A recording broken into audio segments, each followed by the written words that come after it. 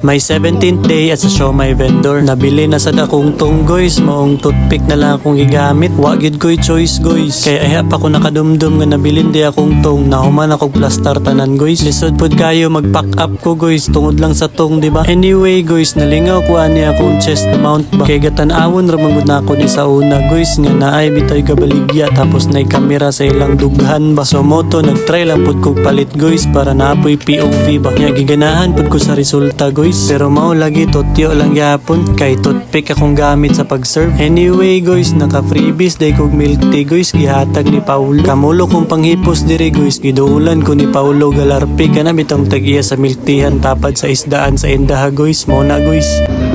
Ay, nasayo. Sa'yo pag may mga barista para sobraan wala ang break order. Surbo. Lagi. Ayo, bayaran ako ni Pao. Ganahan mo sa akong partner ani. Surbo. Thank you.